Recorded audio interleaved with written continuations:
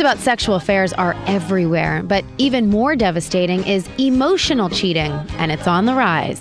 So what is emotional cheating? It's a complete betrayal of your partner and is an extramarital affair in every way. There's just no sex. In a recent national poll, 60% of married couples said they've been impacted by emotional infidelity. I would rather have somebody have a physical relationship than emotional. Because if it's physical, it could just be a problem that you're going through. It's a physical thing. It's but a real emotional connection means you could be in love with the person. And when you go outwardly and even thinking of having another relationship with somebody, it's more hurtful than actually going and kissing somebody or having like a physical relationship. Former New York Governor Eliot Spitzer's making headlines again, talking about his reason for seeking out sex with hookers, saying, quote, "The emotional component would have in some ways been so much worse." And South Carolina Governor Mark Sanford had his emotional affair play out in the media when he described his mistress, Maria Belen Shapur, as his soulmate. Brad Pitt became emotionally involved with Angelina Jolie on the set of Mr. and Mrs. Smith, and despite denials of any wrongdoing, it seems the emotional affair had already begun. And in today's New York Post, Johnny Depp's longtime partner Vanessa Paradis reportedly wants him to drop out of a co-starring role with Jolie. And as common as emotional affairs have become, they're not easily identified, but often are the gateway to sexual affairs.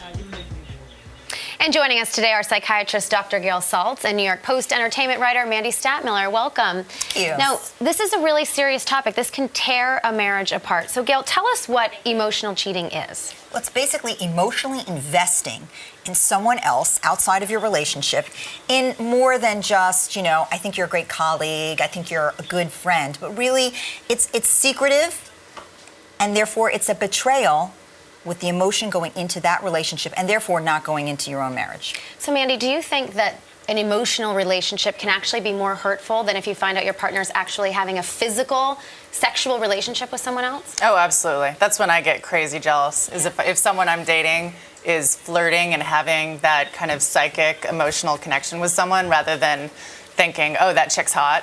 Because, that's the soul connection. That's the typical female reaction. Yeah. But if you ask men, they'll tell you it's the sexual relationship that bothers them more. So it really depends on the person and where they're coming from. But let me also say, it's almost a moot point because many emotional affairs go on to be sexual affairs anyway. So are we saying that men and women can't be friends?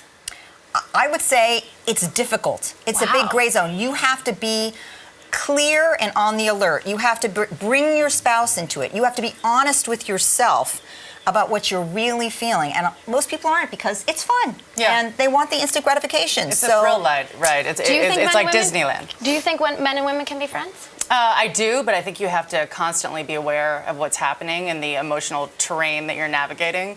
Because if you're flirting and both parties know that flirting is happening, then that's a huge emotional betrayal. Yeah. My father and everyone knows it. Easily devolves into an emotional affair unless you're on the alert. Unless you are looking at the fact that you're maybe dressing up a little more for them. You're do you put on makeup? Sharing, you're sharing information about your marriage. And we should get into some of your warning signs. You have some telltale signs so you know if you're moving into an emotional relationship with someone or if you are just friends. One of them is if you have meetings and conversations that are kept secret from your spouse or your partner. That's right. So do you say, hey, we're going out for lunch? Hey, I'm going with him for dinner.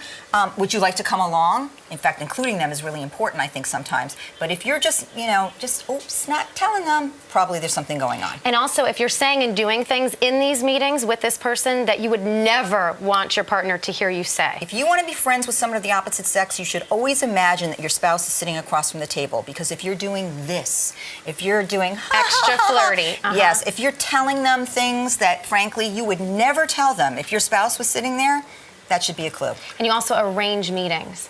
Yes, you are saying, hey, how about here? How about there? Let's just go downstairs. Let's go out for this. Then, probably there's a lot of communication going on. There's something going on. And the worst is if you're complaining about your wife or your girlfriend to the other. I mean, that's when it gets really... That doesn't seem like a good situation. That's the hallmark. That's the hallmark. Super sketch. If that's going on, you're sucking it out of your marriage and you're putting it in there, and it's just a matter of time